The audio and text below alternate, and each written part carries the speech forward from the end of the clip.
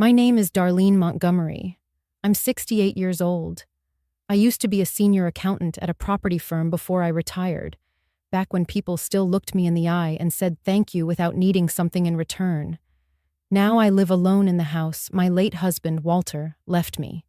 We built a quiet life together, raised one son, Ryan. He was my world, and I thought I was his. That was before the wedding I never knew happened, before the voice message, before I heard my own son planning my exit like I was a piece on a chessboard he couldn't wait to clear. It happened on a Thursday. I was standing at the kitchen counter, peeling apples for a pie I'd promised Ryan. He used to love my pies. Cinnamon. Not too sweet, just the way his father liked them. My phone buzzed. It was a voice message from Ryan. Strange, since we'd just spoken that morning. I hit play with my flour-covered thumb, and then I froze. She's still here. God, I can't stand that old hag. Once she's gone, the $7.8 million estate is ours. Paris, here we come. My legs didn't move. My hands didn't shake. But something inside me, something buried beneath decades of silent giving and slow forgetting, collapsed. I pressed play again. He was laughing.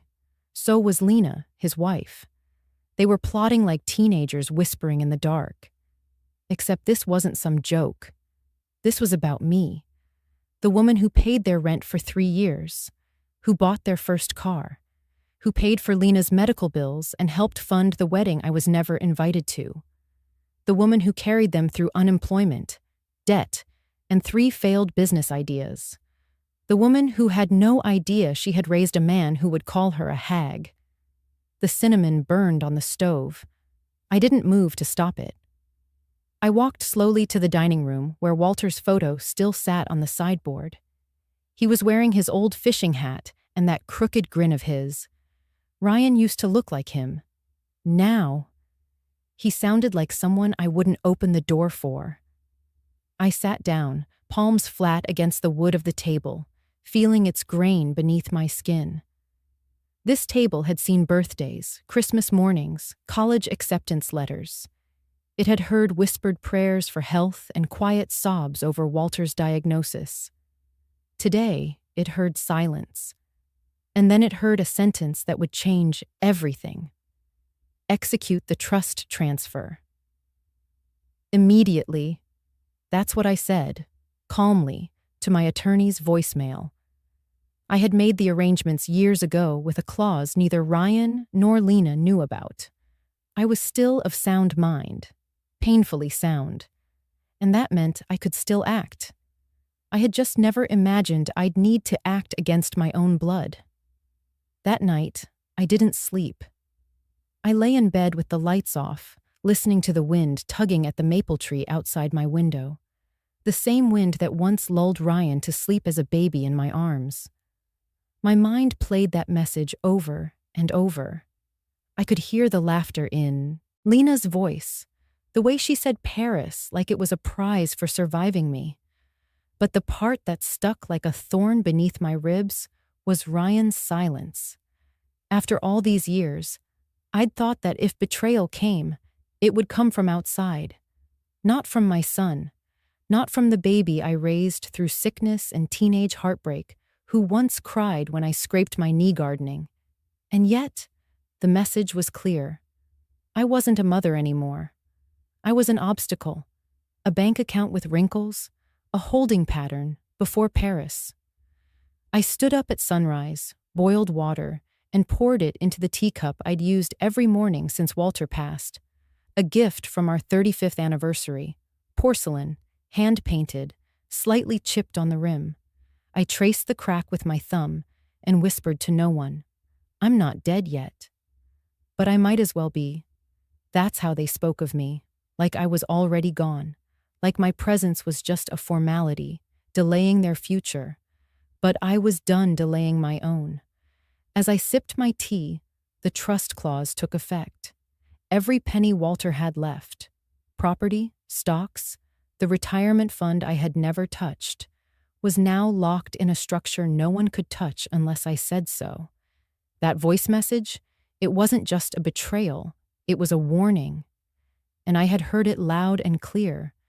There was a time when this house echoed with laughter, not silence, when it wasn't just wood and bricks, but a living thing, breathing with memories and warmth. I remember the day my son Ryan was born. It was pouring outside, the kind of heavy rain that drums against the windows like a heartbeat.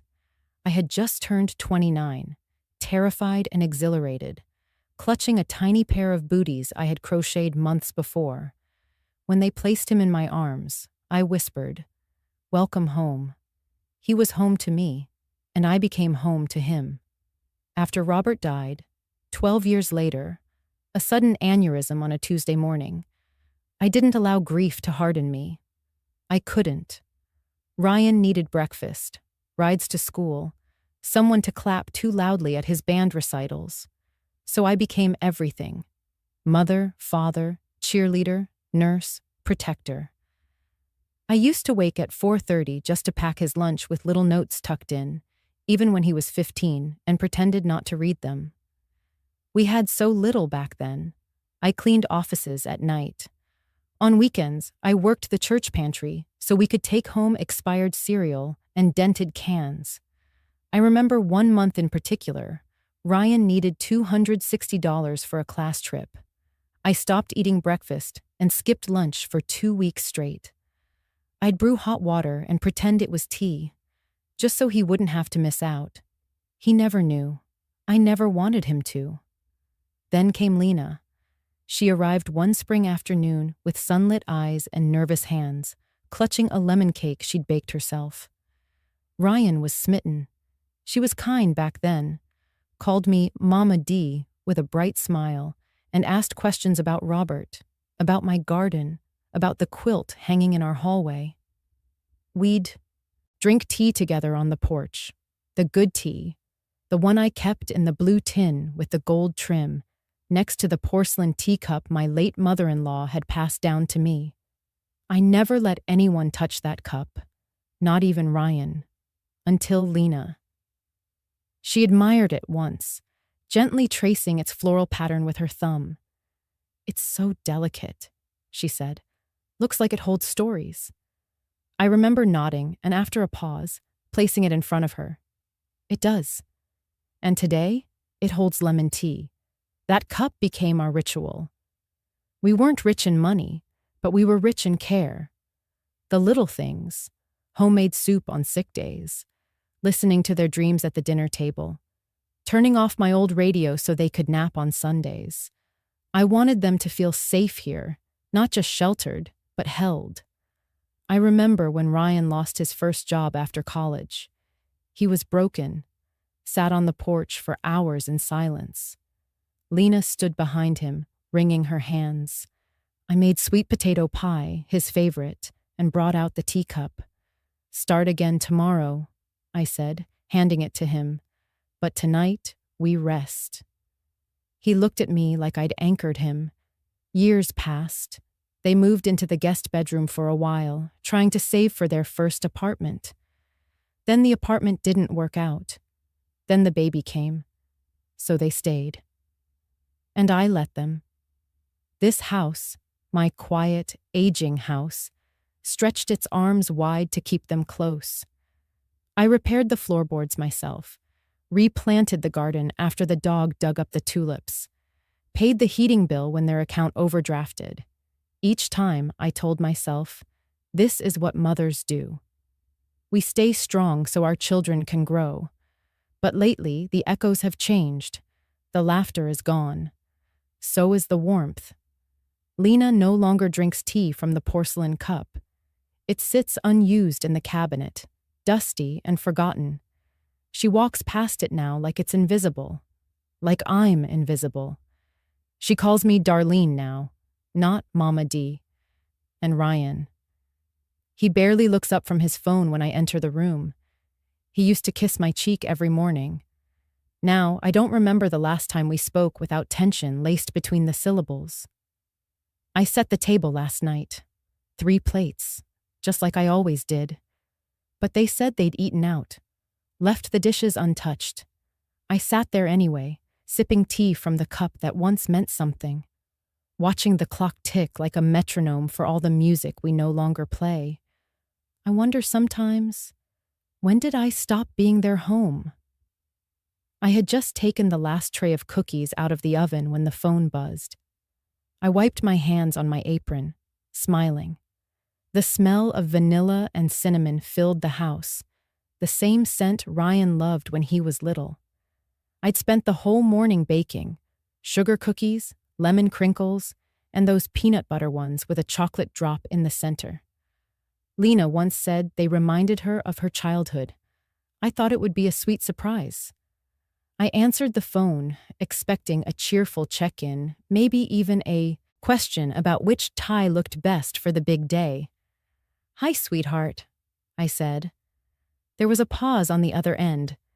Then Lena's voice came through, light, airy, like she was discussing the weather. "Oh, hi, Darlene. Just calling to let you know we got married yesterday." I blinked. What? Yeah, it was small. Just our closest circle. You know, very intimate. We only invited special people. The word special hung in the air like perfume turning sour. I felt my fingers tighten around the phone. My gaze drifted to the dress hanging in the hallway. Pale blue silk. Simple, but elegant. I had it dry cleaned last week. My shoes were already by the door. "I see," I said quietly. Lena kept talking about how beautiful the garden was, how her sister sang during the vows, how they released white doves into the sky. She spoke as though I were a neighbor, not the woman who raised her husband, not the woman who paid for the venue and catering and most of her designer dress. "Ryan must have looked handsome," I managed. Another pause. "He did." I could hear him in the background, laughing. I looked down at the tin box in my hand, still warm. I had planned to surprise them. Drive up with cookies, maybe bring the photo album of Ryan's baby pictures. There was one of him in a tuxedo when he was 5, pretending to marry a teddy bear. I thought it might make them smile. Instead, I stood in my quiet kitchen, holding sugar cookies and silence. My heart didn't break with a loud crack. It folded inward, slow, deliberate, like paper creasing under pressure. I walked over to the dining table, set the tin down. The clink of metal on wood sounded so loud in the stillness. I sat and waited. I waited for a follow-up, for her to say it was a mistake, that they missed me, that they wished I'd been there. But the words never came. Lena's voice softened.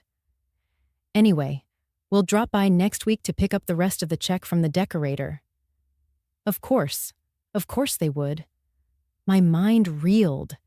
I had wired $40,000 for their venue 6 months ago, because Lena said it was her dream place. She cried when the manager told her the dates were filling up. I didn't hesitate. I made phone calls. I broke a CD account early.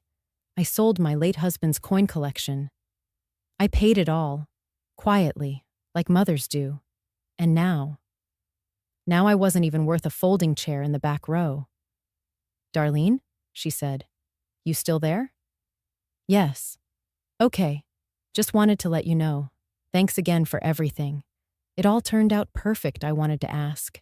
"Did you look at the chair I would have sat in? Did you glance around and wonder where I was? Did Ryan hesitate when you said your vows?" But I didn't ask. I just whispered, "Congratulations." And then I ended the call. The dial tone buzzed like a wasp in my ear. I sat back in the chair, let the weight of it all press into my spine. The dress still hung, the cookies cooled, and I had never felt more invisible. I walked slowly to the living room, lifted the porcelain teacup from the shelf, the one passed down from my mother-in-law, who once said, "Being a mother means holding your breath forever and still smiling." I looked into its delicate rim, traced the fine cracks. "I'm not special," I murmured. I was just a walking checkbook, a shadow in the corner, a placeholder until the lights went up. I was the old woman who baked cookies, bought dreams, and received silence in return. And in that silence, I finally saw the truth. They didn't forget me. They chose to erase me. The next morning, the house felt hollow, like a seashell pressed to the ear. I shuffled into the kitchen as I had for decades, my slippers whispering against the faded hardwood floor. I moved automatically, fill the kettle, set the cups, one for me, one for Ryan, or Lena, or anyone who used to sit at this table and laugh over burnt toast or late-night leftover pie. Steam rose from the kettle like a sigh. I took down 2 porcelain cups, matching ones with little violets I'd bought from a market in Charleston. I placed them on the table, added a spoon to each saucer, poured the tea. Then I paused. What was I doing? No one was coming to join me. I stared at the second cup, the one meant for company, meant for love. And I felt the weight of it. My hands were still warm from the kettle, but something inside me turned cold. I lifted the cup, poured it slowly back into the teapot, and set it upside down on the saucer. 1 cup was enough. It had to be. I sat down, hands curled around the warm porcelain like it could thaw the ache spreading through my chest. But it didn't. Out of habit, I reached for my phone. And there it was. A public post. Lena's Instagram feed, glowing and polished, as if joy had been painted on with a fine brush. A wedding photo. Her in a lace dress, the one I paid for. I recognized the hem I had paid extra to have lengthened, the neckline we altered twice until she smiled into the mirror and whispered, "This is the one, Mama D." My throat tightened. She looked radiant, a golden glow in a vineyard somewhere upstate. The caption read, "Married the love of my life yesterday. Private, intimate, perfect." I stared at it longer than I should have. Not because I needed more pain, but because I wanted to understand. In the photo, her parents sat beside her. Her mother in a navy gown, her father raising a glass. They looked proud, content, family. I wasn't in the picture, not even in the background. I'd bought that dress, paid the venue deposit, funded the catering. I remembered writing the check, thinking it would mean something, that I was giving not just money, but myself. A piece of my heart stitched into every lace detail. And yet, I hadn't been deemed special. Another swipe, another photo, a clip of their first dance. Lena's father twirled her gently. Ryan stood in the corner, hand in his pocket, watching with a quiet smile. A part of me expected, hoped, to see some sign of hesitation in his eyes, a flicker of guilt, a glance toward the camera as if searching for the person missing. But he never looked for me. He looked happy. Meanwhile, I sat in a kitchen that had once echoed with his toddler giggles. Now, it held only the sound of a ticking wall clock and the soft chime of my spoon against porcelain. I glanced at the fridge, a list of groceries stuck on with a magnet shaped like a strawberry. I had written eggs, flour, vanilla a few days ago. I'd baked shortbread cookies, Ryan's favorite. I'd packed them in a little tin with a bow. They were still on the counter, untouched. I had planned to hand them to Lena the day she left for what I thought was a pre-wedding getaway. But that day had been the wedding. They never said goodbye, just smiled, said they had errands, and walked out the door. And I, in my quiet hope, had wished them well. My gaze drifted to the living room where my dress still hung, pale lavender silk, simple, elegant. I'd had it dry cleaned just in case she changed her mind, just in case there was still time for grace. I rose from the chair and walked over to it, brushed my hand down the fabric. It felt like trying to touch the past. The silence was sharp, not peaceful, but pointed, like a silence that had chosen me, one that said, "You are not needed here." I turned back toward the kitchen. The sun had shifted. Light spilled through the window in slanted gold lines, warming the wooden table. I stared at the empty chair across from mine. And it hit me, not like a punch, but like the slow sinking of realization. I wasn't family. I was funding. I wasn't part of their future. I was just a remnant of their past they didn't have the courage to discard, until now. And somewhere between the tea and the silence, I understood what had really been lost. It wasn't just the wedding invitation. It was my place in their hearts, my seat at their table. And like that second teacup I poured and turned over, I finally accepted the truth. I was extra. Not special, just extra. And no one makes room for leftovers at a wedding table. I didn't cry. Not that morning, nor the morning after. But something inside me changed. I walked over to the printer, slid in a fresh ream of paper, and opened a folder I had labeled but never touched. It was titled simply, Ryan and Lena, Expenses. 3 years. That's how long I had been tracking every payment I made to keep their lives from unraveling. I printed every line, every receipt, every invoice, utilities, groceries, rent top-ups, Lena's physical therapy after the accident, Ryan's insurance payments when he was between jobs, the down payment for their hybrid SUV, the entire catering deposit for a wedding I wasn't invited to. Pages and pages slid out of the printer, warm and damning. I stacked them neatly on the kitchen table, beside a small calculator and a half-eaten muffin. I punched in each figure like it was a prayer to clarity. $284,672. That's what it cost me to be invisible. The irony? I didn't regret the money. Not then. Not fully. Because when you're a mother, you don't see numbers. You see needs. You see hungry mouths. You see panic in your son's voice at 1:13 a.m. when he says the mortgage bounced again. You see Lena crying because her dress doesn't zip after surgery and she can't afford a new one. You see a car with no brakes, a fridge with no food, and you fix it. I used to tell myself, if I can help, I should.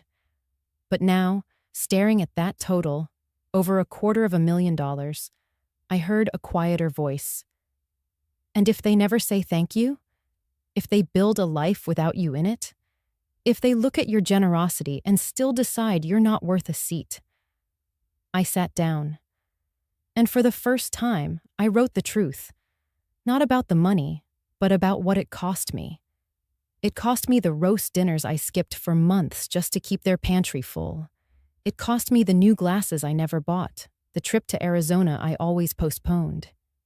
It cost me the pride I swallowed every time Lena rolled her eyes when I didn't get her influencer talk. Every time Ryan said, "Mom, you wouldn't understand." But this wasn't just about dollars. This was about value. I turned the page to a different document, one I hadn't looked at in over a decade. It was the trust my late husband had established before he passed, tucked away with our estate planner. The first line read, "Upon the death of the grantor, the trust shall pass to Darlene May Whitmore in full, including all real estate, business assets, and investments, totaling $7.8 million." I read it twice, then 3 more times. Somehow, after all these years of giving, I had forgotten that I was never just a helper in someone else's story.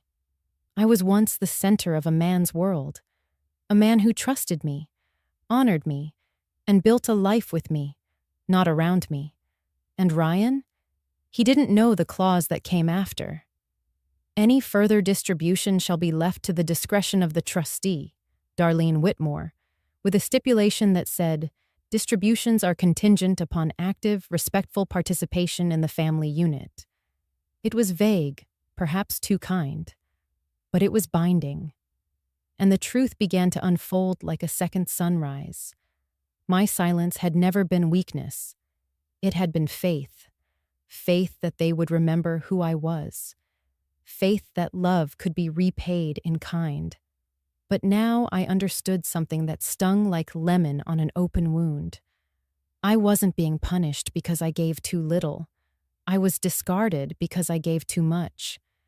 And like all things we hand over too freely, time, trust, tenderness, they assumed it would never run out. But here's the thing about trust. Even legal, ones come with terms. I folded the documents slowly, pressing the edge with my thumb.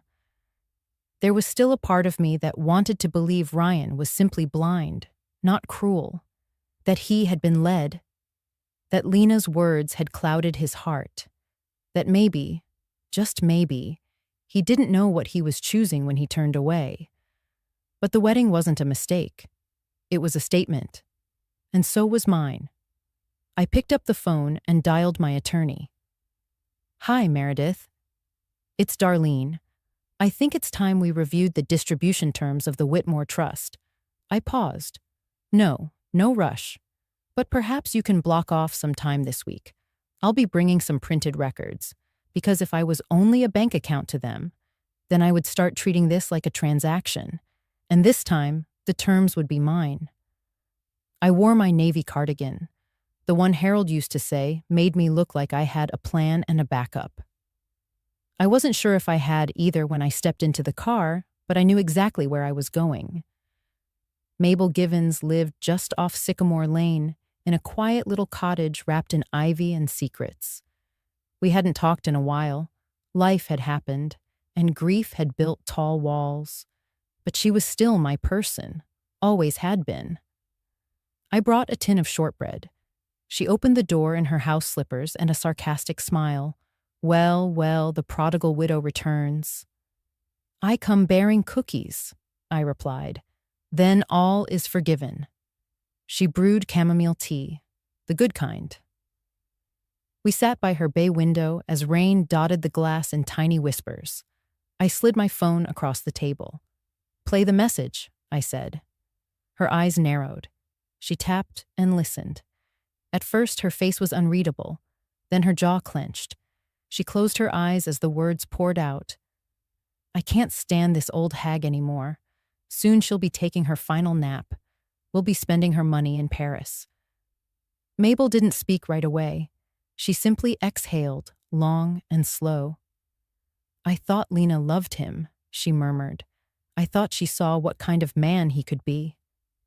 "She does love him," I said quietly, "but not the version of him I helped raise.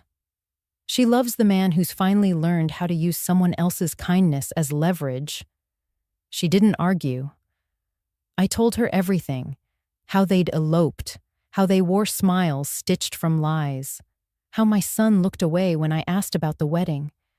And then I told her what I'd done the night before.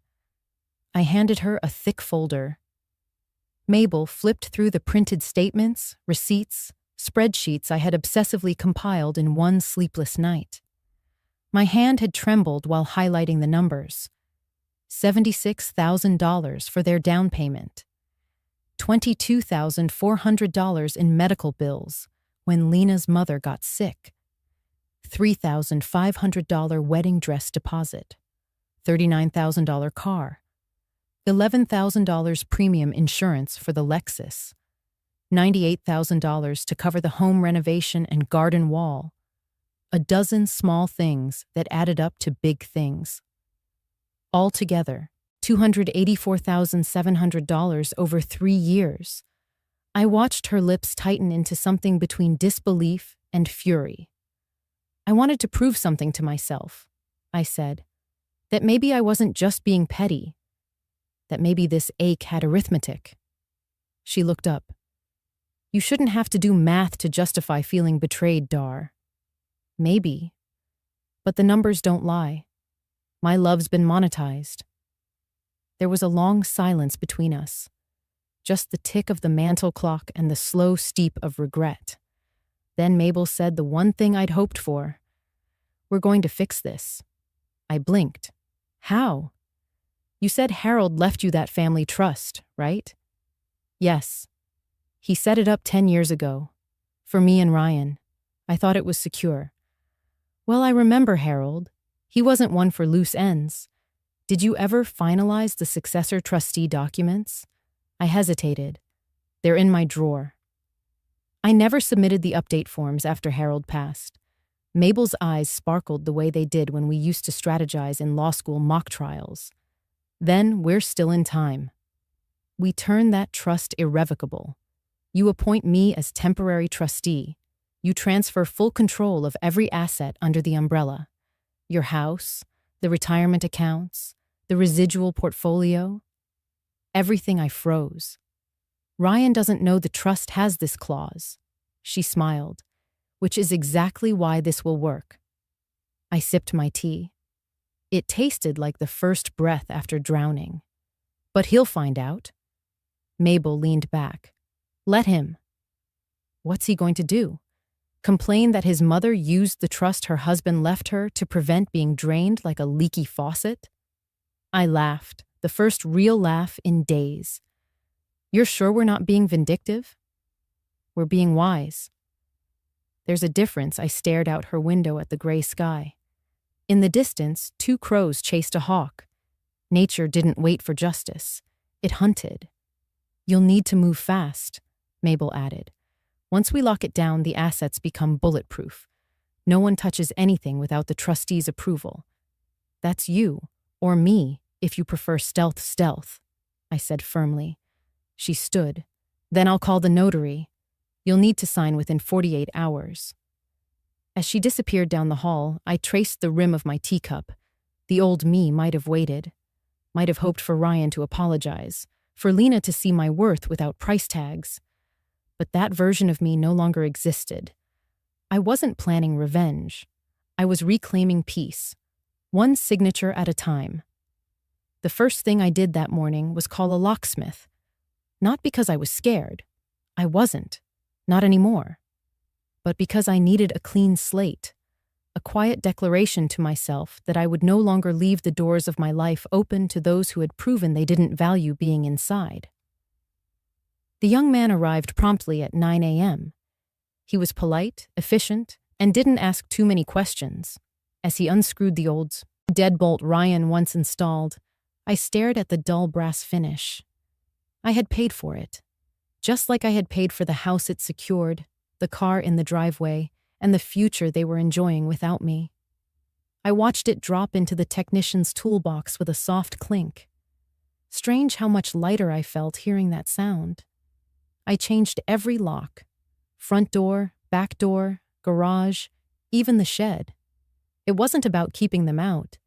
It was about finally recognizing that they had let themselves out long ago. They had just forgotten to take their names off the keys. Then I drove to the bank. The teller recognized me instantly. "Good morning, Mrs. Holloway. What can we do for you today?" "I need to make some changes," I said, handing her my ID. "I want to remove Ryan Holloway from all joint accounts, cancel his authorized access, and update all passwords and verification methods." She blinked. "All right. Do you want to speak with a financial officer to go over everything?" "Yes." "Ethan, if he's available."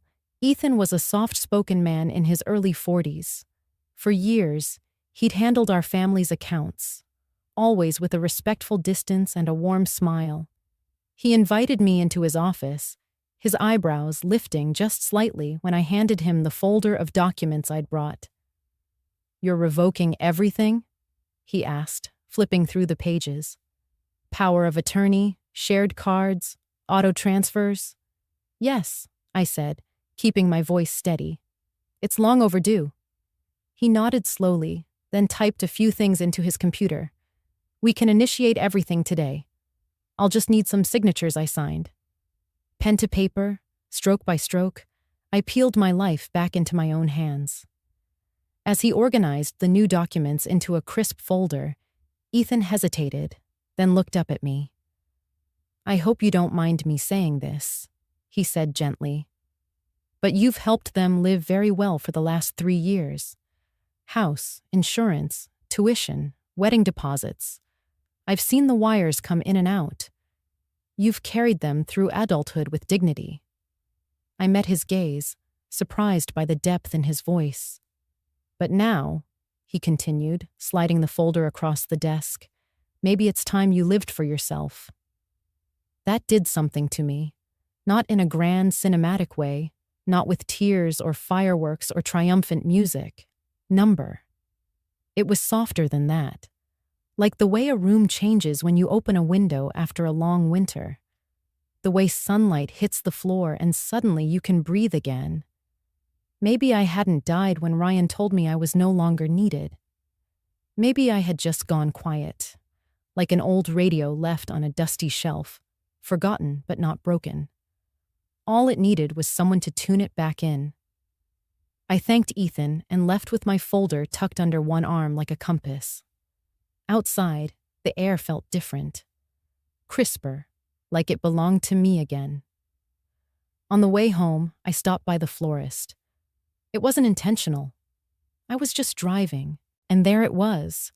Lillian's flowers, nestled between the bakery and the dry cleaner. I hadn't stepped inside in years, not since before Harold passed. But something about that moment made me pull in. I bought myself tulips. Not roses, not lilies. Tulips. Bright orange ones that looked like fire when the sun hit them. I didn't need a reason. I just wanted something beautiful in my home. When I got back, I set them in a crystal vase, one of the last wedding gifts Harold and I had received, and placed it by the window. The house was quiet, but no longer empty. I brewed a fresh cup of tea, opened the window, and sat down at the kitchen table, this time with only one cup. Mine. No second cup for someone who wouldn't show. No more place settings for those who had already set the table somewhere else. I wasn't dead. I was just beginning.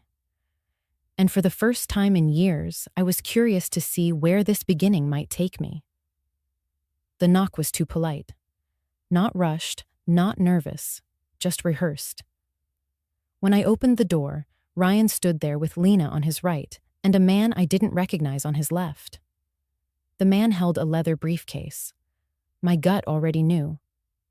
"Hi, Mom," Ryan said, smoothing his tie. "Can we come in?" I stepped aside without a word. They walked in like they still lived here. Lena glanced around the living room and gave a faint smile, like she was being patient with a child. The lawyer, a wiry man in a steel gray suit, sat down without asking. He opened his briefcase and began sorting papers with precision. Ryan gestured toward the seat across from me. "Mom, we've been talking and we think it's time to make sure everything's in order." "Just some paperwork," Lena chimed in, sitting on the arm of the couch like it was hers. "You've seemed a little distracted lately." "Honestly, we're just concerned." Concerned. The way she said it made me feel like a cracked vase, delicate, teetering, and ready to be placed on some forgotten shelf. "I'm fine," I said calmly. "I've just been cleaning up." "Exactly," she said, her voice too sweet. "That's why we brought Mr. Jeffers here." The lawyer looked up. "Mrs. Whitmore, I'm here on behalf of your son and daughter-in-law. They believe it would be prudent to establish financial guardianship. Just a safety net. Nothing binding without your approval." He laid out 3 thick documents on the coffee table. One for durable power of attorney, one for guardianship over medical and financial decisions, and the third, a request for access to the trust account. I didn't look at the pages. I looked at Ryan. He couldn't meet my eyes. "You want me to hand it over?" I said quietly. "All of it." Ryan raised his hands. "Mom, we're not trying to take anything. We just want to make sure you're okay, that your affairs are handled properly."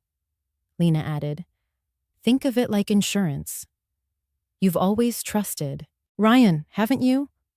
My fingers tightened around the edge of my cardigan.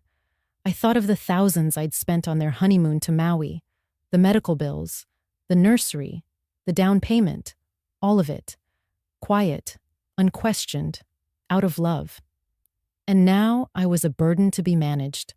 Filed, Signed away. But I didn't flinch. Instead, I reached into the drawer beside my chair and pulled out the small USB drive. I placed it gently on the table between the three of us. "What's that?" Ryan asked. "A memory," I said. "From last week?" Lena's jaw stiffened. Ryan looked up. "What is this supposed to be?" I looked him straight in the eye. "It's the voice message you accidentally sent. The one where you called me a useless old hag. The one where you said, what was it again? Oh, yes, that you'd be spending all my money in Paris after I took my final nap." The color drained from Lena's face.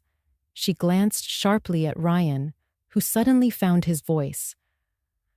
"Mom, that was a joke. It was taken out of context." "I didn't say anything yet," I replied. "You're the one filling in the blanks." Mr. Jeffers, the lawyer, cleared his throat. "Mrs. Whitmore, if this is not the right time—" "It's not," I said. "And neither is it the right paperwork, the right tone, or the right people." I stood slowly, my knees firm for the first time in weeks. "Ryan, Lena, I am not losing my mind.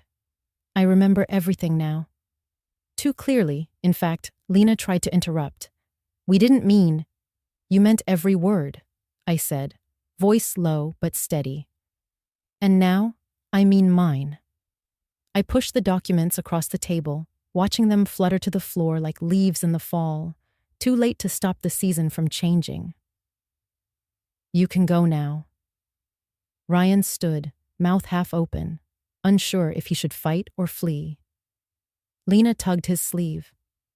"Let's go," she whispered harshly. As they turned to leave, I added one final thing. "Oh, and Ryan?" He paused in the doorway. "Your father's trust isn't what you think it is." He blinked. "What do you mean?" I smiled gently. "Ask a lawyer. A good one." And then I closed the door behind them, not with anger, just with finality. The hallway felt quieter than usual, but I didn't feel alone. For the first time in a long while, I felt awake, present, not a fading matriarch in a dusty armchair, but a woman reclaiming her name. A week passed. A week of silence, of polite distance, of reorganizing my home and my mind. I started spending more time in the sunroom again, tending to my potted gardenias, sipping chamomile, trying to remember what still made me me. I thought the worst was behind me. I thought I had reclaimed my peace. I was wrong. It started with a light blinking faintly above the window pane near my bedroom door.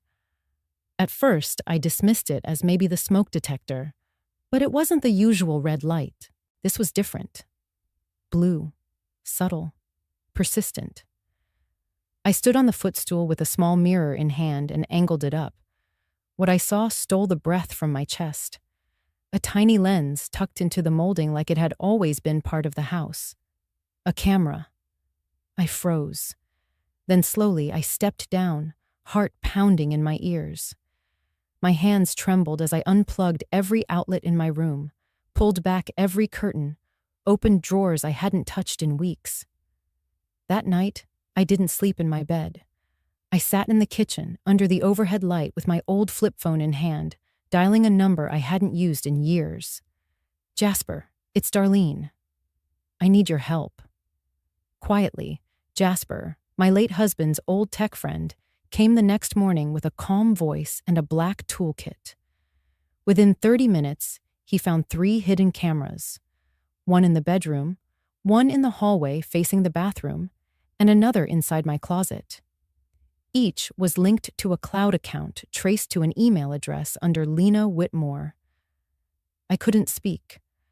I sat at the edge of the couch, palms flat against my knees, eyes fixed on the floorboards. I had carried them in my body. Nursed Ryan through asthma attacks, sat in ER rooms alone, sold my piano to buy his first car. I taught him to tie his shoes and make French toast.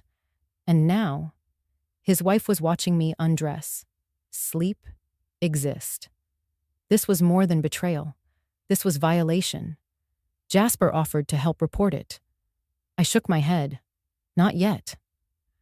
That afternoon, I stepped onto my porch for air and found my neighbor, Mrs. Calderon, pruning her rose bushes. She was a soft-spoken woman, in her early 80s, with eyes that had seen too much, but lips that rarely judged. "You all right, Darlene?"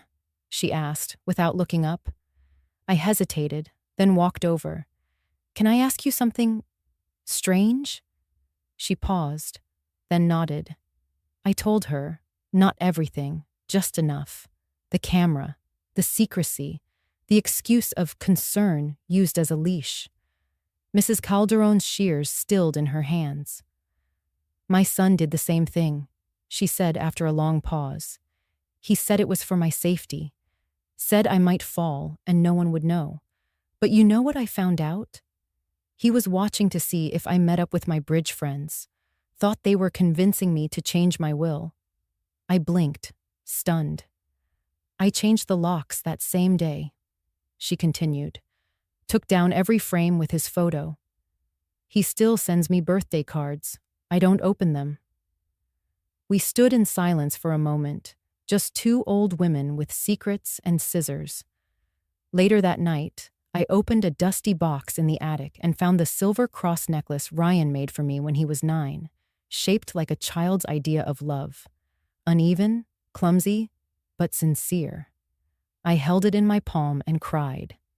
Not because I still loved the little boy he once was, but because that boy was gone. And what stood in his place no longer called me Mom. At least, not with love. They said they cared, that it was about my health. But it was control, gift-wrapped in the language of concern. The next morning, I walked through my home differently. I didn't flinch when the phone rang. I didn't check over my shoulder. I simply made a list. And at the top of it, I wrote one word: reclaim. Not just my property, my privacy, my life. And by God, I would. Mabel sat across from me at the kitchen table, a worn leather briefcase resting by her feet, and a determined gleam in her eyes. She'd stopped by after work, hair pulled back tightly, still in her navy blazer with the faintest smell of courtroom coffee clinging to her. "I've seen worse," she said calmly, flipping through the preliminary notes I'd gathered. Bank statements, utility bills, notes I'd scrawled on napkins when memories came back at 3 a.m. But this time, they messed with the wrong mother. Mabel wasn't just my lawyer. She was also my friend. We'd taught Sunday school together for years before she went to law school in her 40s. And right now, she wasn't sitting across from me as a friend. She was here as an advocate. We spread everything across the table like it was a battlefield map. The USB drive with Lena's voice. "We just have to wait. Then the house is ours." The video footage Ethan had helped me retrieve from the indoor camera I hadn't even known existed. My medical records, clean. No signs of cognitive decline. No early signs of dementia. Just grief and fatigue, something not covered in any diagnostic manual. "They're building a case that you're unfit," Mabel said, pointing to the documents Ryan and Lena had dropped off during their last visit. "That you need a conservator, that you're losing it." She didn't hide the disgust in her voice. I looked down at my hands, the same hands that had once held Ryan's when he was afraid of thunderstorms, when he was learning to walk, when he got his first job. These same hands were now being painted as unreliable, unfit, unworthy of independence. "I want to fight," I said, "but I don't want to become someone hardened by revenge." "You're not fighting out of spite, Darlene. You're fighting for your right to breathe, think, and live without being managed like a child." We began organizing files, receipts, letters, calendar notes, witnesses, everything that could show I was not only lucid, but lucid enough to smell betrayal in my own home. While gathering papers in my bedroom later that evening, I opened the drawer of my late husband's nightstand. The same drawer I hadn't dared to touch in over a year. His cologne still lingered in the air, that warm, woodsy scent of cedar and tobacco. My hand brushed past old glasses, a loose button, and finally, the letter. It was sealed, marked in his handwriting. If she ever forgets how strong she is. I hesitated, then opened it. Darlene, if you're reading this, something has pushed you to the edge. I know that look, the quiet storm in your eyes. I fell in love with it, but I also feared the day you'd need it again. If, God forbid, the kids ever turn their backs on you, don't let them define your worth, especially if they see you as a burden. Choose yourself, even if it means walking alone. I love you. C. Tears spilled before I even reached the last line. I pressed the letter to my chest, holding it like a lifeline, like the warmth of him could seep through the paper and into my bones. That night, I called Mabel. I'm ready, I told her. Let's file everything. Let's go to court. There was a long pause, then her soft reply. I knew you'd say that. I've already started the paperwork. The next morning, we scheduled the court hearing. The wheels were in motion now, not just legally, but inside me. I wasn't the same woman who cried silently when Ryan raised his voice. I wasn't the woman who sat still when Lena mocked my memory. I was someone else now, someone my husband had seen even when I couldn't. And as I folded the letter back into its envelope and placed it near my bedside, I whispered to the quiet room, if they see me as a burden, then they never truly saw me at all. When the envelope arrived, I thought it was just another bill or medical statement.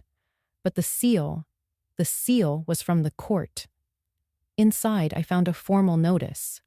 My own son and daughter-in-law had filed a petition to assume legal guardianship over me.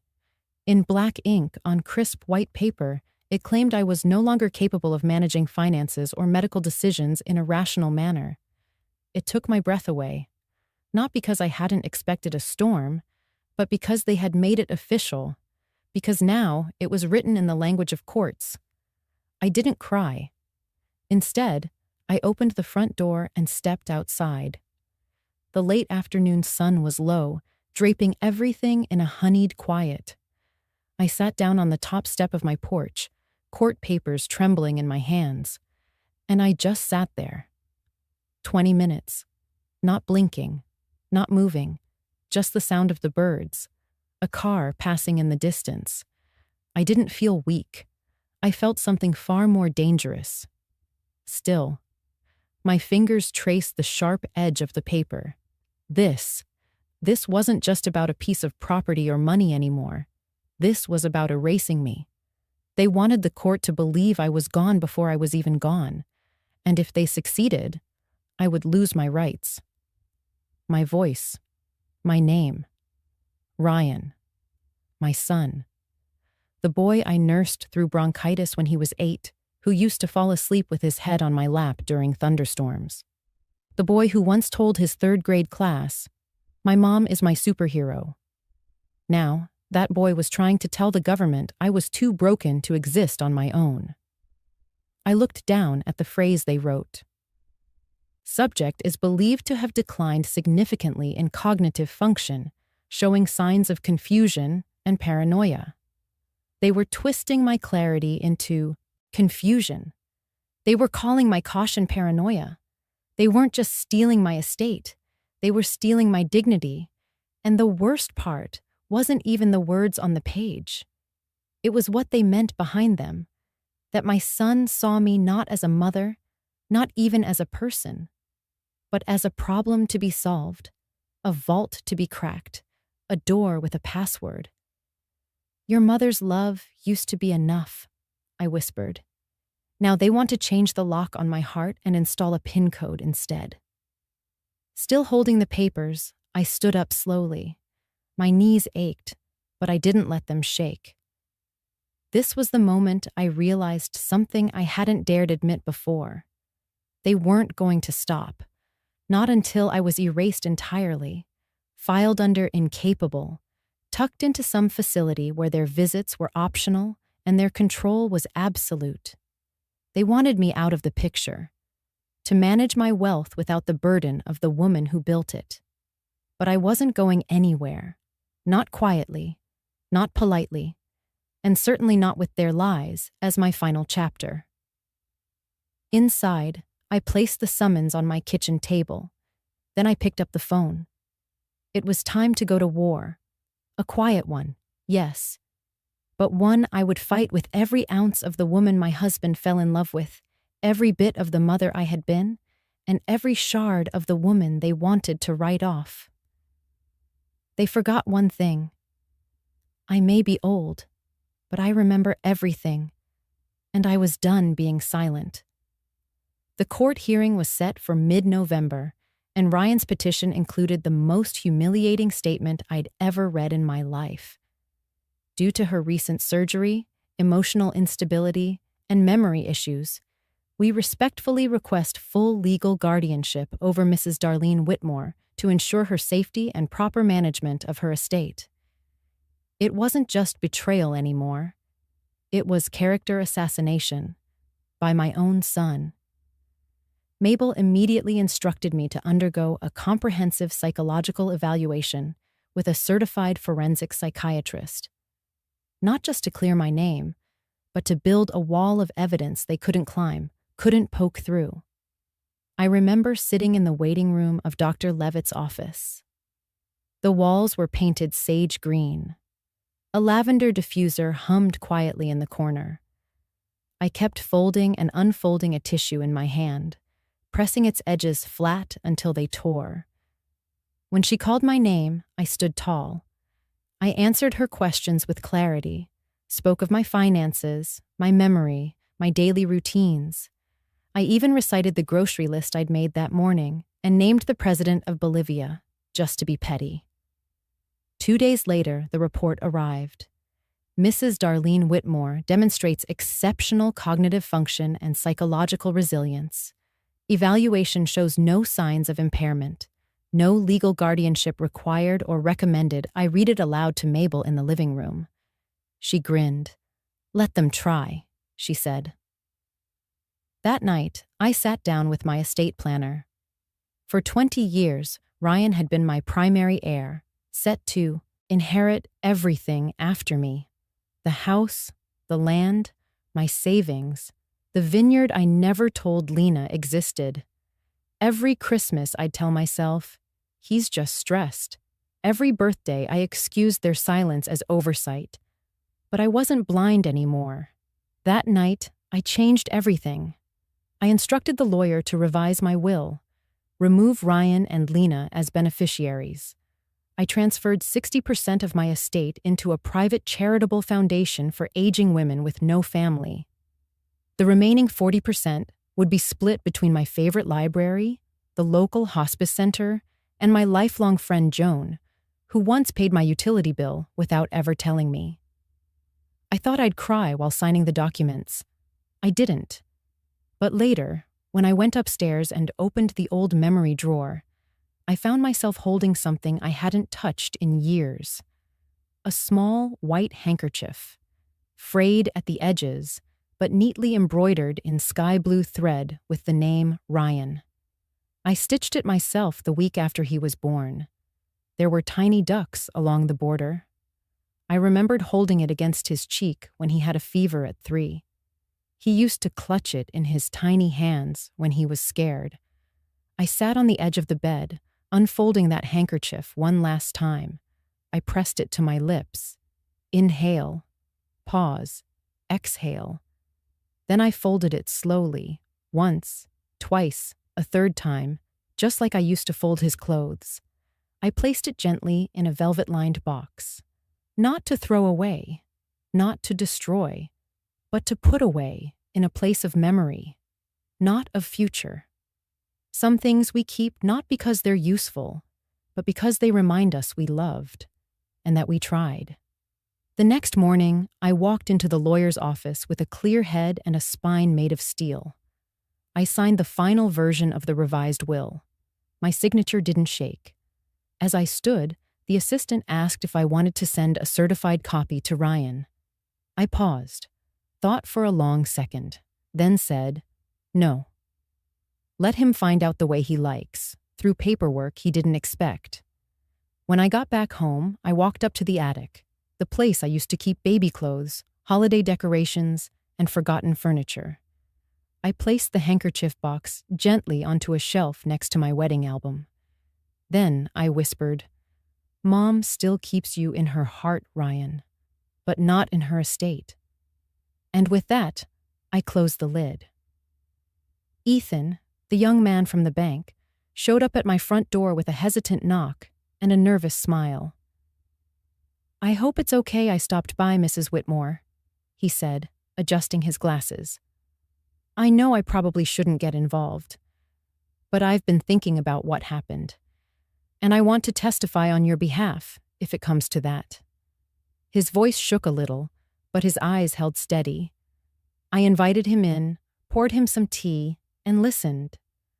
He told me how he'd witnessed Ryan and Lena frequently accessing my accounts, how Lena once referred to me, half-jokingly, as the walking vault.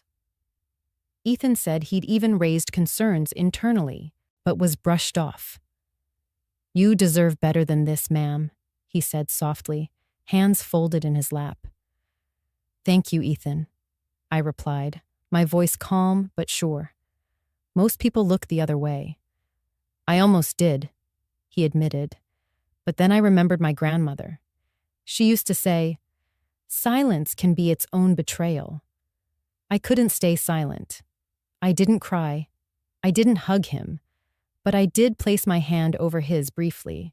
And for a moment, I wasn't alone in this. That weekend, Mrs. Calderon invited me over for tea in her garden.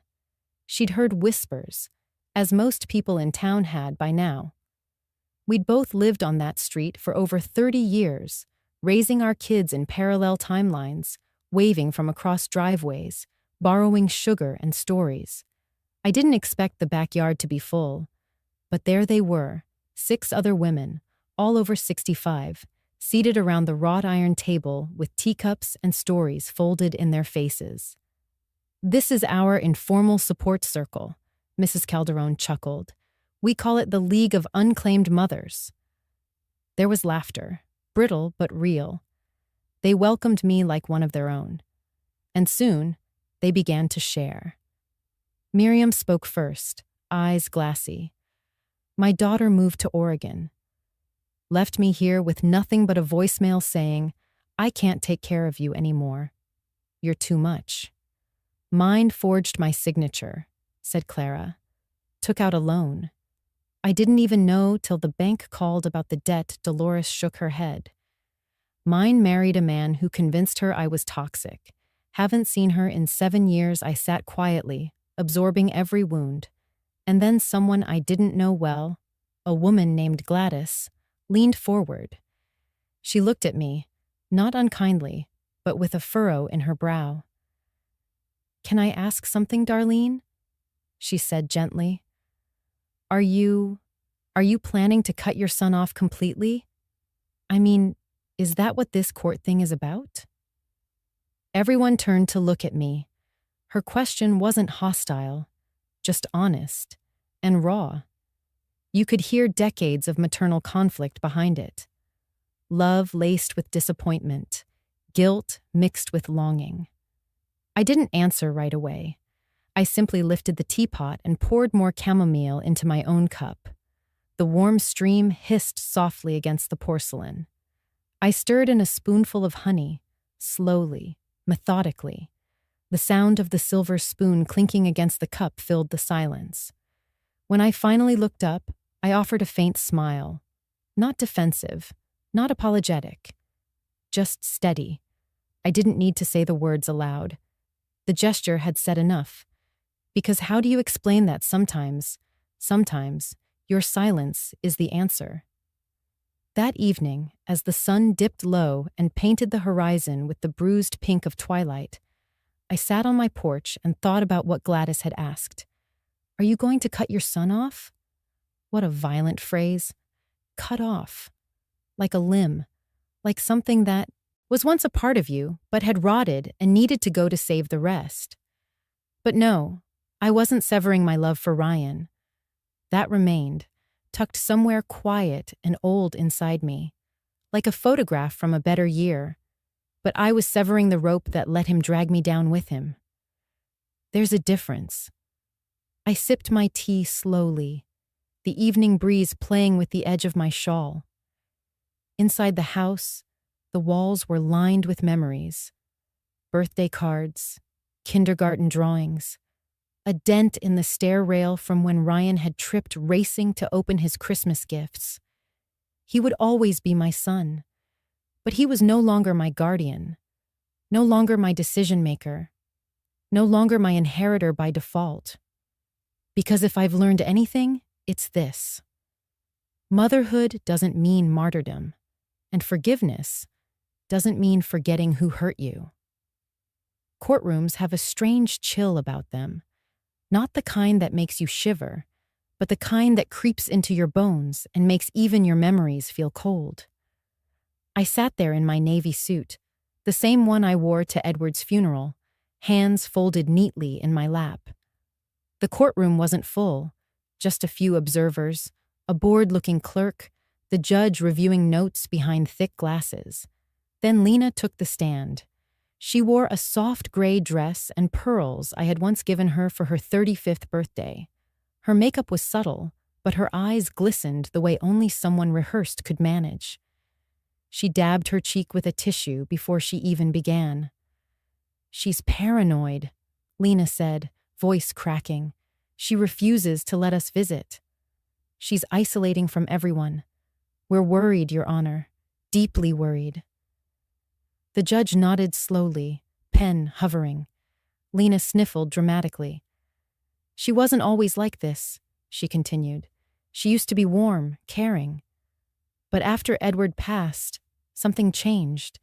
It's like she's become suspicious of everything, of us, and it's breaking our hearts." She clutched the tissue like it was a lifeline. For a moment, I almost believed her. Almost. Then Ryan stepped up. He wore his best courtroom face, the one he used at investor meetings and HOA disputes. Tailored suit, glossy hair, voice steady but laced with just enough tremble to feel human. "My mother," he began, pausing for effect, "used to bake apple pie every Sunday. She'd volunteer at the shelter. She was the kind of woman who made strangers feel at home." He looked down at the table, shaking his head slowly. "But lately, it's like she's someone else. Cold, secretive, accusatory. I went over last week and she locked the door. She said I couldn't come in unless I scheduled a visit through a lawyer. That's not the mother I know." He looked right at me then, held it for a beat. "That's not the mother I love." My hands were calm, but inside, something coiled. I didn't break eye contact. I wanted him to see me. Not the version he painted for the court. Me. The judge glanced at me. "Ms. Whitmore, do you wish to respond now or wait for your attorney's motion?" My lawyer leaned over, whispering that it was fine to wait. I nodded once. Didn't need to speak. Not yet. I reached down and tightened my grip on the leather strap of my handbag. My fingers brushed against the small silver USB stick inside, a thin sliver of truth in a sea of performance. That recording, Ethan had made sure it was clear. The phone call Lena forgot to hang up. Ryan's casual laughter in the background, words that burned. She'll be out of the way soon anyway. She doesn't need all that money. She barely remembers what day it is. I took a slow breath. They didn't know I had it. They thought this was just a performance, another moment where they could spin stories and play the roles of heartbroken children before a judge who didn't know our history. Lena kept talking, her voice pitched higher now, trembling just enough to sound vulnerable. "We tried everything. We brought her soup. We offered to take her to appointments. But she just keeps shutting us out. She's not..." safe to manage a large estate alone. We're only here because we love her. There it was again, that word. Love. Used like a tool, a shield, a leash. I thought about Edward then. If he were alive, he'd be furious. Not just for me, for what they were becoming. Or maybe what they always were. It was getting harder to tell. The prosecutor shifted in his seat, reviewing paperwork. My lawyer gave me a reassuring nod. I glanced around the courtroom. There was a woman in the back row, middle-aged, clutching a notebook. A reporter, perhaps, or just someone curious about the story of an elderly widow whose children thought they could rewrite her life like a contract. I sat straighter. They thought I was weak, fragile, old. But they forgot something important. I've lived through more than just grief and betrayal.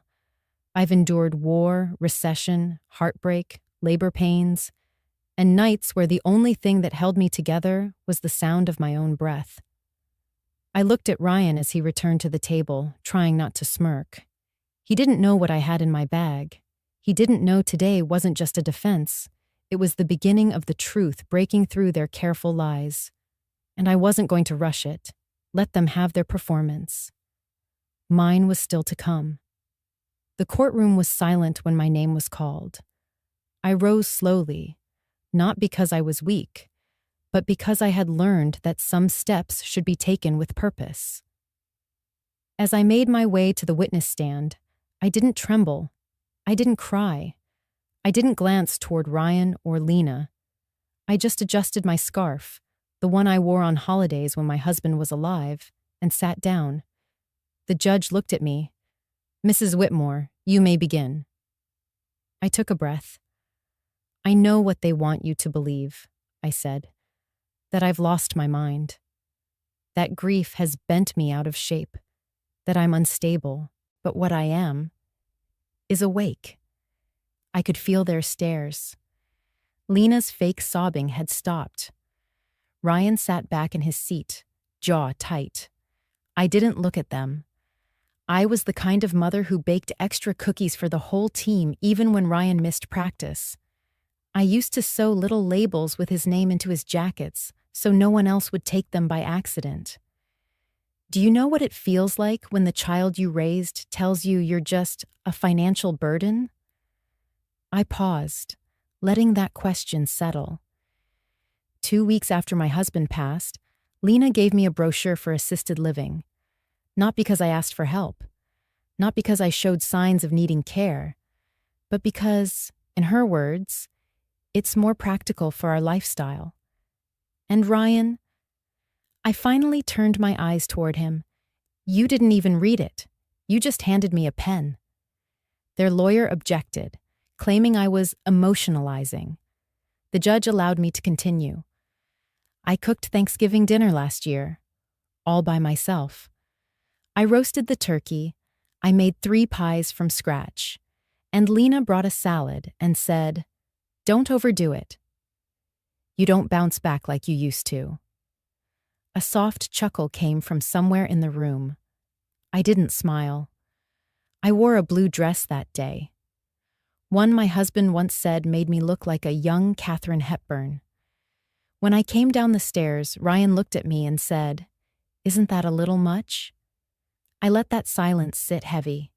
Then, slowly, I reached into my purse. Not for the USB yet, not for the big reveal, just a small note. "This," I said, unfolding it, "is the grocery list I found in the trash 2 days before they staged the intervention. Written by Lena, bullet-pointed. Item number 1, make her feel unsafe alone. Number 2, list fake symptoms, confusion, forgetfulness, insomnia. Number 3, call Dr. Brenner in advance, prep him." Gasps erupted in the courtroom. I didn't look at the defense table. I just folded the paper back up and placed it beside me. They want to paint me as paranoid. They call me difficult. But the truth is, I stopped being convenient. I could feel the room holding its breath. I'm not angry. I'm not even sad anymore. I'm just done pretending. I am a mother. I will always love my son. But I'm not their asset. I'm not a human checkbook. And I'm not going to apologize for protecting what's left of me. I paused again, then added softly, they don't call me mom. They call me her. In their texts, in their voicemails, in their plans. They don't speak to me. They speak about me, like I'm a hurdle, an expense, an inconvenience. And finally, I turned fully to the judge. I'm not mentally unwell. I'm just not willing to be used anymore. The silence that followed was heavier than any outburst could have been. The judge leaned back in her chair, her expression unreadable. Across the room, Lena blinked like someone realizing the room had windows. Ryan clenched his jaw, but his hands trembled as he adjusted his tie. I didn't smile. I didn't gloat. I just sat there, with my scarf neatly folded, my back straight, and my truth finally spoken.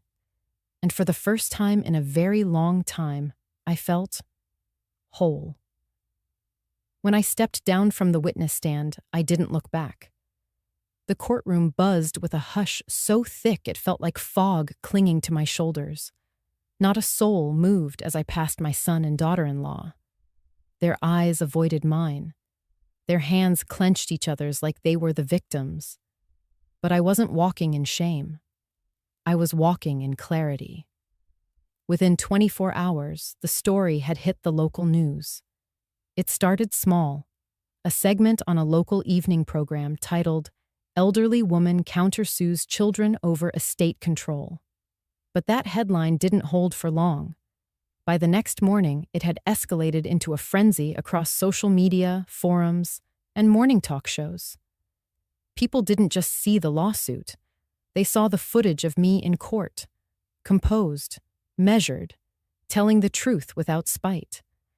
And suddenly, everyone had an opinion. The comments were a battlefield. Some people sided with my children. She's probably lonely and bitter. No wonder the kids don't want her around. This is why families fall apart. Money. Always the money. But others came forward, louder, fiercer. She's not bitter. She's brave. If I had to record my kids to protect myself, I'd be heartbroken. This woman deserves peace. It wasn't long before someone coined it, the mom who said no case. And from there, the world seemed to split into two camps. One camp argued I was heartless for pushing my own children away.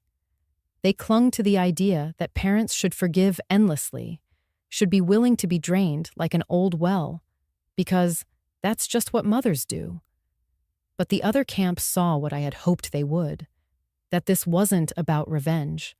This was about preservation, about boundaries, about finally stepping out of the role they forced me into and standing in my own name, not just mom or grandma or the widow. Mabel, bless her soul, handled the first wave of calls from reporters. Her phone rang off the hook. People wanted interviews, daytime shows, podcasts, legal analysts dissecting every word I said. I stayed out of it. I didn't watch the news. I didn't read the comments. But Mabel did. And what she didn't tell me, her expression did. She grew more alert, more protective. She double-checked the locks before bedtime. She started driving by my house late at night just to make sure it hadn't been tampered with. One morning, she confessed she'd received a call that made her voice shake. A stranger saying I'd burn in hell for destroying my children's future. I thanked her, hugged her, and told her what I believed. I didn't destroy anything. I just refused to keep building a house they kept trying to set on fire. But I won't lie and say it didn't rattle me. It did. One morning, I found a torn letter shoved under my mailbox. It read, "Rot alone. No wonder they don't want you." I didn't cry. I just folded it in half, placed it in a drawer, and brewed a pot of chamomile tea. And then I sat by the window with my roses and sipped it slowly. I understood something then. This world will always have people who believe that mothers owe silence, that we should go to our graves with our tongues bitten and our dignity buried beside us. But I wasn't raised that way, and I wasn't going to die that way. I wasn't chasing validation. I didn't want to become a martyr or a media hero. I just wanted to breathe, to walk into my kitchen and not feel like every tile was laid by guilt, to tend to my garden without replaying the voicemail Ryan never meant me to hear, to wear my favorite robe and not wonder if I was seen as in the way, to live the last chapters of my life on my terms, quietly, peacefully, honestly. When a reporter eventually cornered me outside the grocery store, young, sharp-suited, with a camera rolling, I paused. She asked, "Mrs. Whitmore, how does it feel to have the entire town talking about you?" I looked her straight in the eye and answered truthfully, "I'm not here to be talked about. I'm here to be free." She blinked. The cameraman adjusted focus, but I was already pushing my cart down the next aisle. People think power is about noise, but sometimes it's just about not explaining yourself anymore. That week, I planted new hydrangeas in the front yard. They were blue, calm, like the silence I'd waited my whole life to earn. And while the world bickered about whether I was a villain or a victim, I sat under the porch light, penning a letter to no one in particular. It simply read, "I don't live to be understood. I live to be at peace," and I meant every word. The courtroom was so quiet you could hear the slow tick of the bailiff's wristwatch. I sat still, back straight, hands folded gently in my lap.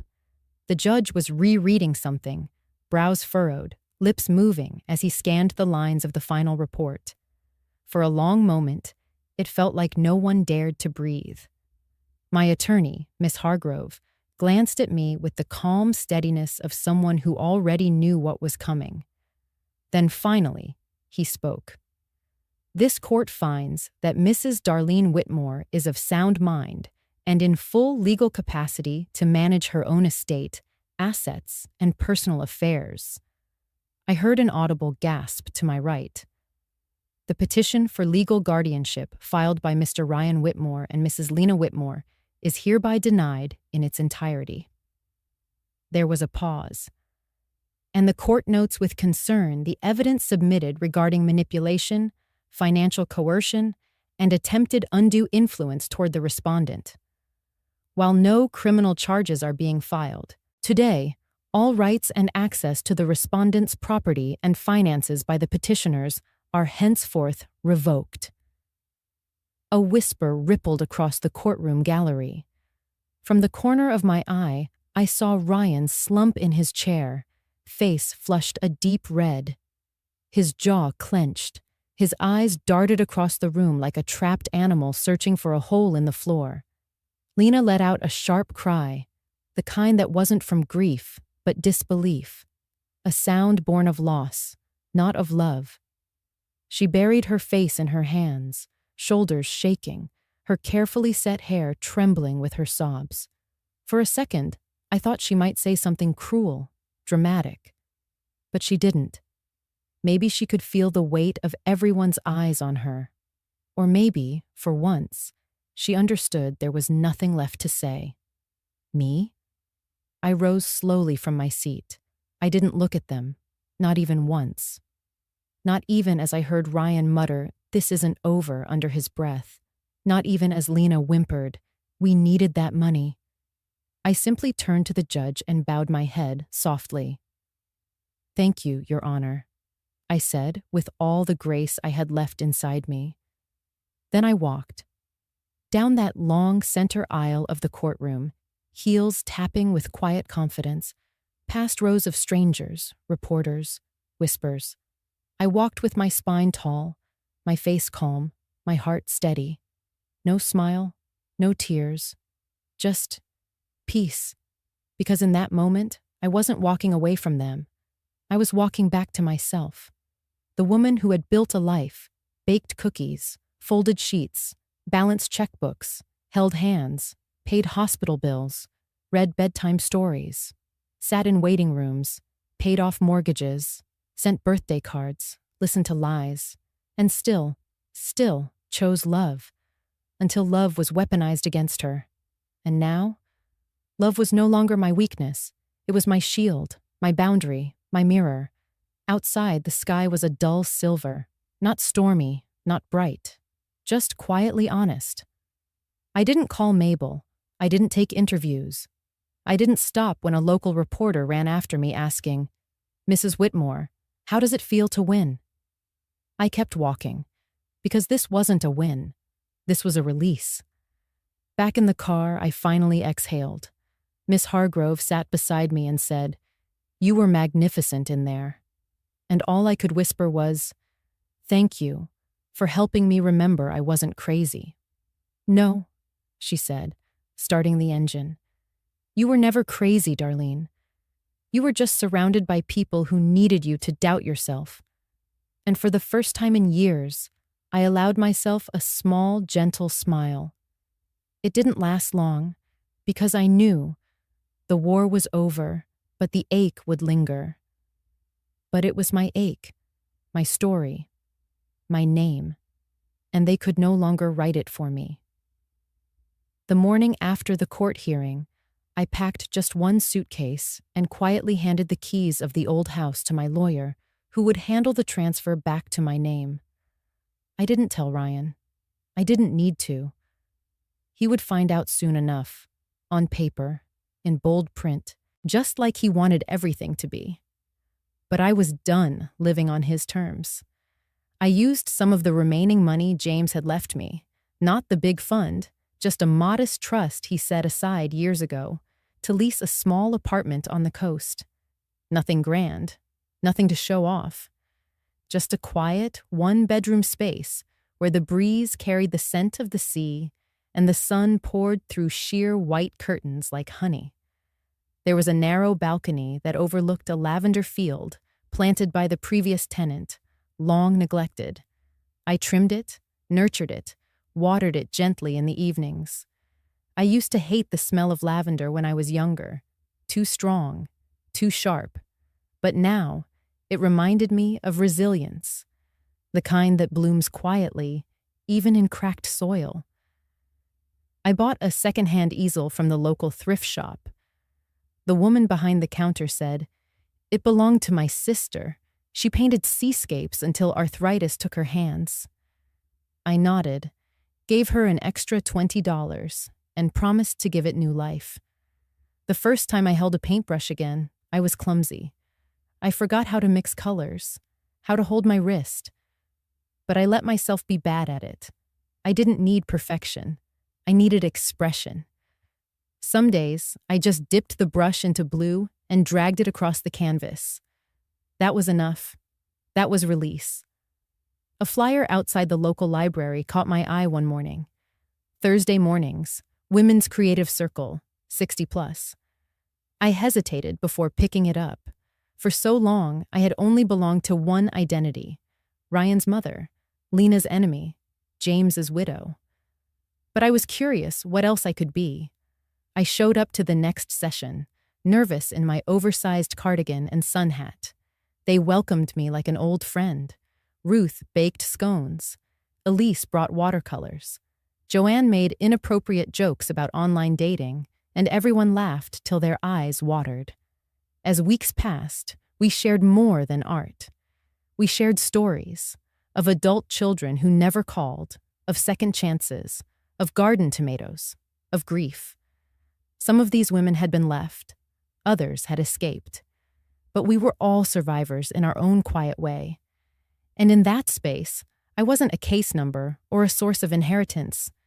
I was just Darlene, a woman learning to draw roses from memory. I even joined the town's book club, though I hardly read fiction before. Now I sat with women who devoured novels and debated endings. One evening, someone asked, "What's your favorite quote of all time?" I paused, then answered truthfully, "I'm not starting over. I'm continuing my life, from the part that got left behind." There was silence. Then Ruth nodded slowly and said, "That's the most honest thing I've heard in years." Sometimes I still think about Ryan and Lena, not with bitterness, just curiosity. I wonder what they tell people about the court case. I wonder if Ryan still walks past the mirror and sees his own reflection without shame. I wonder if Lena ever realized I was never the obstacle, but the bridge she burned before she crossed. I didn't give them a forwarding address. I didn't block their numbers either. But they never called. And that, too, was a form of freedom. Every Thursday, I walk to the little studio by the pier and paint. Lavender, skies, crashing waves. I've learned how to make purple with just the right blend of blue and red, like bruises fading into twilight. And I've made peace with the silence. It no longer feels like absence. It feels like space. For me. For growth. For stillness. I don't miss the house. I don't miss the constant second-guessing of my worth. I don't even miss the sound of being called Mom from someone who only used it when they wanted something. Here, among the lavender and the laughter of women who've been through the fire and made it out with laugh lines and paint-stained fingers, I found something no one could contest in court. A second life. And this time, I belong to me. 2 months after I moved into the quiet apartment by the coast, a letter arrived. Not an email, not a text. A letter, handwritten, in blue ink and sealed with care. It was from a nonprofit organization called Mothers in Silence. They hosted national seminars on elder rights, estate abuse, and emotional healing. One of their board members had followed my story. She wrote that my case had sparked debate, but more importantly, hope. And she asked gently, "Would you consider speaking at our conference this fall?" The theme is Inheritance and a Mother's Quiet Voice. I held the letter for a long time. My fingers trembled, not from fear, but from the weight of being seen. Truly seen. Not as a litigant, not as a victim, not even as a mother, but as a woman who had endured and emerged. I thought about saying no, about staying tucked in my lavender garden, sketching waves and old women's faces. But then I remembered something a friend from my book club said after reading The Glass Castle together. Silence keeps the shame in place. Stories set it free, so I said yes. I began preparing, not a grand speech, just a story, my story. I didn't rehearse in front of mirrors. I didn't hire a coach. I wrote it by hand on soft-lined pages. I wrote the way I lived, slow, intentional, true. And then, one morning, I opened my keepsake box. Inside it, folded neatly, was the handkerchief my late husband gave me the night we signed our wills. The one I had embroidered all those years ago with the words, "Everything I am, I give to you." It had faded with time, but it had also survived the washing, the packing, the courtroom, and the tears. I held it in my lap, staring at it for hours, until finally, I took out my needle and thread, lavender purple, and stitched a new line beneath the old one, and I chose me. It was simple, but it changed everything. The day of the conference came. I wore navy, not black. I didn't want to mourn. I wanted to arrive like a woman who had come through a storm and was no longer dripping wet. The room was full, mostly women, mostly older, some in wheelchairs, others in pearls and pressed linen. A few men sat quietly beside their wives, holding their hands. When I stepped up to the podium, the light felt too bright. My palms were damp. But then I looked down at the handkerchief folded inside my notes. I pressed it between my fingers, took a breath, and began. I didn't speak in anger. I didn't blame. I simply told the truth. I told them about the nursing home dinner, the whispers at midnight, the legal battle. I told them about Lena's icy voice, Ryan's blank eyes, the 4 a.m. panic that maybe I had imagined everything. I told them about the rosemary in my garden, the silence I'd kept too long, and the quiet power of walking away, not with bitterness, but with boundaries. I held up the handkerchief at the end. Let them see the old words and the new ones. Some women wept. Others nodded like they'd been waiting for someone to say it out loud. Afterward, a woman in her 70s came up to me and said, "My daughter told me I owed her everything because I stayed home. Thank you for reminding me that I have value beyond what I gave." I hugged her. We didn't let go for a long time. That evening, alone in my hotel room, I sat by the window, the city lights blinking like distant fireflies. I poured myself a small glass of wine, put the handkerchief on the nightstand, and I smiled, not because I'd won anything, but because I'd reclaimed something I didn't know I'd lost, my own voice. And this time, I was listening. I found a quiet cafe on the edge of the boardwalk, where the sea met the sky with no line between them, just a stretch of light dissolving into soft gray. It wasn't grand. It didn't need to be. The chairs wobbled slightly, the coffee was too bitter, and the napkins were made from recycled newspaper. But it was mine, in the way that peace is something you claim, not buy.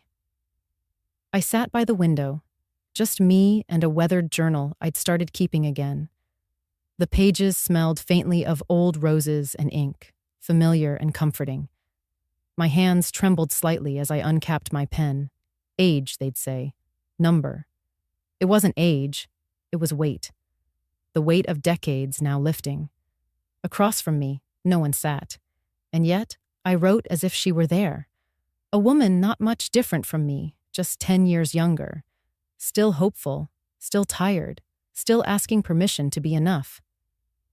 "Dear me," I began. "I know you cry in the laundry room. That's the only place they don't follow.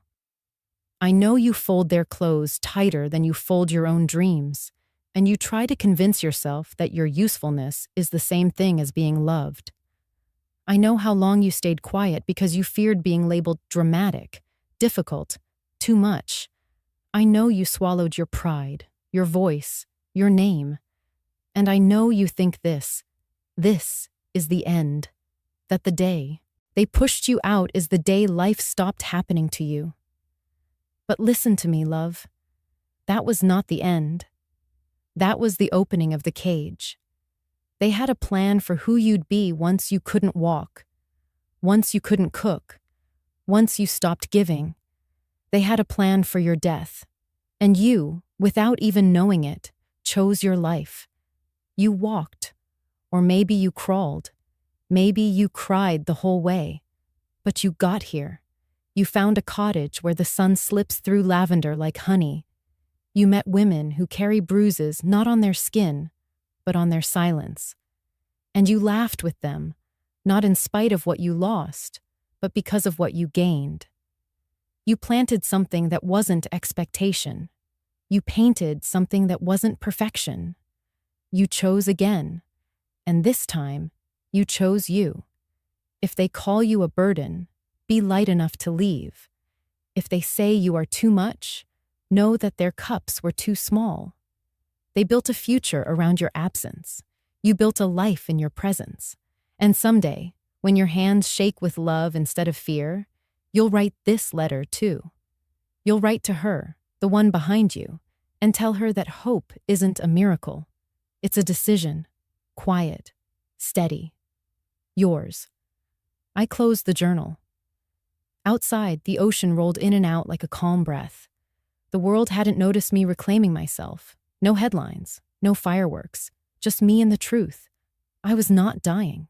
I was returning. A waitress passed and paused. "Need anything else, ma'am?" I smiled. "No, just the check and maybe one more sunrise tomorrow." She grinned and nodded. Before I left, I flipped to the last page and wrote a line, one I had repeated like a hymn these last few months. Not to convince anyone else, just to remind myself. They planned their lives around my death. I just started living, while I still had time. And for once, I didn't feel late. I felt right on time.